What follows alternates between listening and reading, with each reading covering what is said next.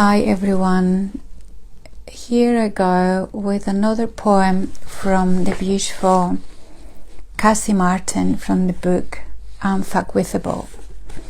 So there are things that we need to talk about in rooms full of people where people feel very lonely. The lack of connection and the desire for connection is real in friendships, relationships, and these things cannot be avoided. You know, these things are what makes us human. So the poem is called "This Is Not Love."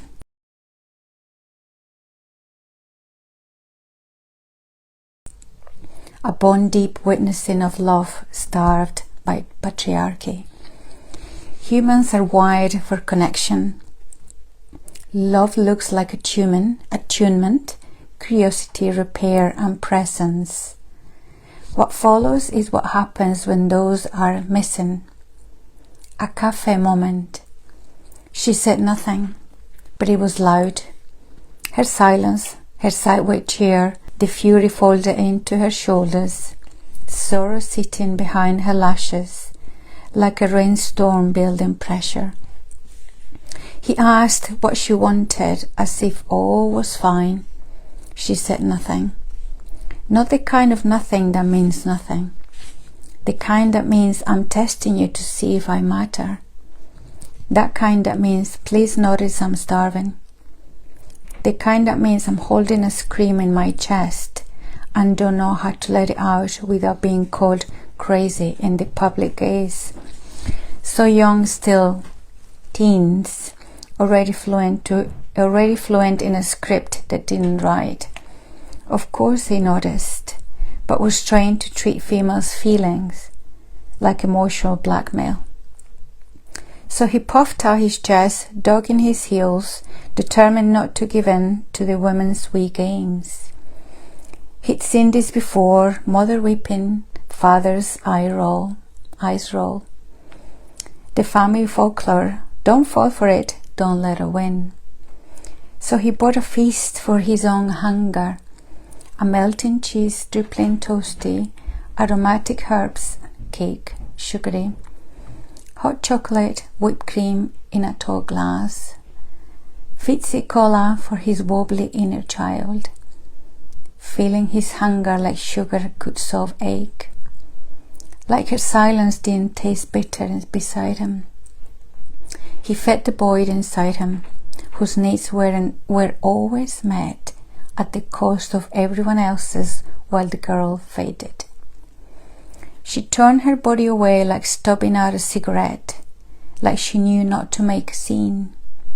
Learned early that even pain she mustn't take up space. He ate, scrolled, mouth full, heart empty, and she dissolved beside him in slow silent pieces. I watched, compelled, sat for each of them. The girl in me wept. I wanted to say, I see you. But we live in a world where reaching out might make her ashamed, make him defensive, and make me the problem. I wanted to call, but my gag was too tight. The world teaches girls to lower the volume and women to lower their expectations. So I left her with love in my throat and hope in my heart, that one day she will learn that love can be different, that the silence doesn't have to become home. The script beneath it. This isn't just a sad scene, it's a syllabus. A curriculum passed down like heirloom poison. They're not broken, they're scripted. She trained to want love but not ask for it. To be polite in her pain, ache without causing discomfort. To tuck her hunger inside moodiness because rage was never safe. And he trained to win, not to feel. To connect only if he's in control. To see her silence as sulking, not protest. To consume her presence without noticing her absence. She performs detachment because she's never been taught that being honest is survivable. He withholds presence because it was never modeled.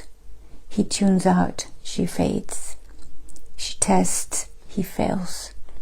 Neither of them know how to name what's happening. Her nothing is protest, a reach for safety. His scrolling is shut down, an avoidant defense. What heals is turning toward naming, validation, repairing, staying. She learns that sulking is the only rebellion that doesn't get punished. That saying, I need, makes her vulnerable. I'm hard makes her dramatic. I'm hungry for connection makes her ungrateful. That being too full of feeling means she risks being left. So she says nothing and prays you'll be heard as everything. She learns to weaponize withdrawal, not because she's manipulative, but because she feels powerless. He learns that girls are hard work. Women's feelings are a maze he doesn't have to enter. That care is optional. That love means being there physically but not emotionally. He isn't trying to hurt her, but he doesn't know how to not to, because empathy was never built into his armor. His hunger is permitted, hers is punished. This isn't about food, not really. The toasty, the cake, the fizz simply stand ins for something no cafe menu can satisfy. Because the real hunger was never in the belly. It was in his heart, his skin, his silence. The spaces where words could have been is a hunger to be met, to be mirrored, to be chosen. Without breaking, shrinking or screaming, just to be seen. Women learn to swallow their needs whole. Tuck them behind smiles, chew them down politely. Sweeten their sorrow with sugar, because no one ever taught them how to name what they need and still feel worthy. Men are hungry too. For tenderness they were taught to fear. For presence they never saw modeled. For a kind of connection they were told is weakness. So they both sit there, one fading, one feeling, both starving in different ways, until we name these hungers for what they are. Attachment wounds, inherited silence, love scripts, passed down like family recipes. We will keep trying to fill them with anything but the one thing that will work, being met and loved. To harm all of these seeds, women give too much, men show up halfway. Girls who fall for ghosts, boys who mistake apathy for power. And this becomes the marriage, that becomes the divorce, that becomes the fracture, that becomes the therapy, that becomes the silence. Press into daughter and son, a language they never chose. Let's name all this loudly. The girls are trained to disappear with grace. Soaking is the smoke of deeper fires. Emotional neglect is no less harmful because it's quiet. Being fed beside someone starving is not love. It's a form of violence. And patriarchy survives through politeness and passivity. And so let this be an awakening, a remembering, a mirror for the woman who stayed too long. A torch for the boy who believes silence means safety. A rupture in the script.